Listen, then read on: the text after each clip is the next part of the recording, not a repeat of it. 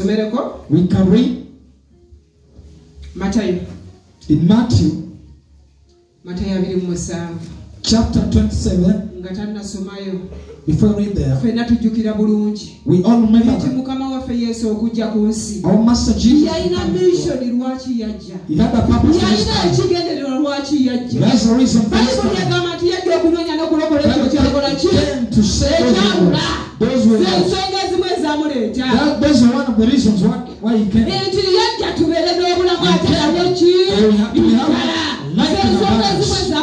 There's some of the reasons as well. He came. But he had to do that.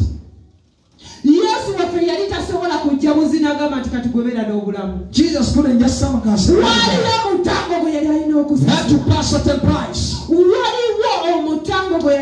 There's a certain price that he had to pay. Hallelujah. Amen. And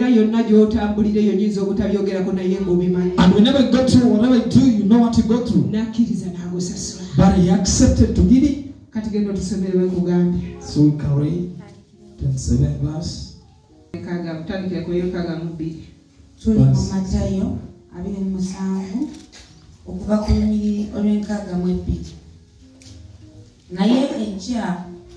Lwelunaku olwaddirira olw'okuteekateeka bakabona abakulu n'abafalisaayi ne bakuŋŋaanira ewa Piraato ne bagamba nti omwami tujjukidde omulimba oyo yagamba Yesu omulungi yeebazibwe. Haleluya.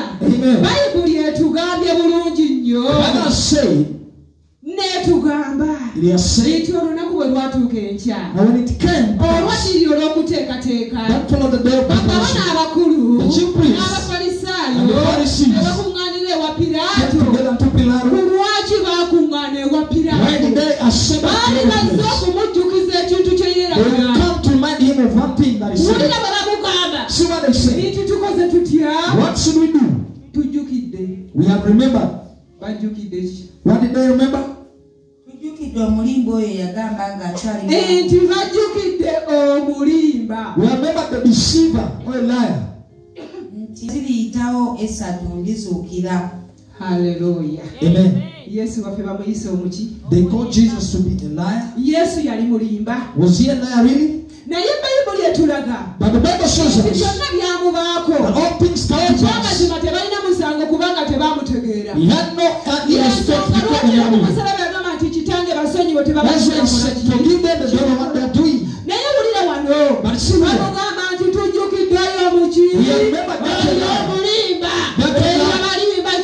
What did he deceive? What did he deceive?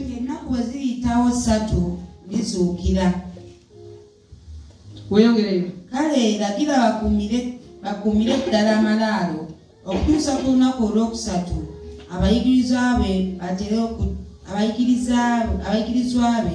batera okujja okumubba bagamba abantu nti azuukidde mu bafu era okukyamya oluvannyuma Yesu omulungi yeebazibwe. Wulira bagambye Mukama wange tujjukidde. We have remembered. Omuntu oyo ali mu ntana gwe bataddeyo. That man who is in the top. Yali mulimba. He was a liar. Yeyogerangako. Kutoka mwisho. Yakola ki? That he will arise. Yakuzuukira. He will arise. Ne bamuwa ne suggestion. So they security yeyongere ebeere ki? Let security be much. Security ebeere gulu. Let it be tight. Naye nga bakuuma ki? What were they trying to safeguard? They tried to guard the cloak of the Christ Jesus. Hallelujah. Amen. Bayibuli etugambye etya What does the Bible say? Olunyiriri olw'enkaaga Piraato n'abagamba nti mulina abakuumi mugende mugakuumire ddala nga bwe muyinza. Nabo ne bagenda ne bagakuumira ddala amalaalo ejjinja ne balisaako akabonero n'abakuumi nga weebali. Hallelujah. Amen. Yesu omulungi yeebazibwe. Bayibuli etugambye nti Piraato n'abagamba nti security gye musaba security mugikola ki? You have that security. Mutwale security. Go with it. Security ebeerewo. Let them be there. Bakuume Yesu. To guard Jesus. To see that he doesn't come out of the tomb. Yesu omulungi yebaza. Amen. Hallelujah. Amen. Security bagitadde kwani? They have put their tight security. Lwaki bamutaddeko security? Why was it put there, the security? Kubanga tebaagala bujulizi bwa kijuweteke. Because they didn't want the false witness or evidence. Olulimi lwenkozesezza nga luvuddeko. Tebaagala bujulizi bupange. They didn't want the planned testimony. Kubanga Bayibuli egamba nti bwe bajja baamugamba. Because the Bible says abayigiriza bajja kujja bamuggyemu. the disciples will come and take him. Akomere bakugambe nti yakoze atya. And after they come and testify that he resurrected, that Jesus has resurrected. Hallelujah. Amen. Olw'enkaaga mu mukaaga lugambye nti nabo ne bagenda ne bakuumira ddala amalaalo. So they also went and guarded ne balisaako akabonero the storm, n'abakuumi and weebali. Gamba muno nga n'abakuumi weebali. Simanyi security ogiraba eyo. I see that as Twitter. Ani gwe baali basibyeko mukomera. Nga Fred been detained. Ani gwe baali basibyeko mukomera. Taliwo uli brother wanisi. Yes, amen. Nga security ki? The security was tight.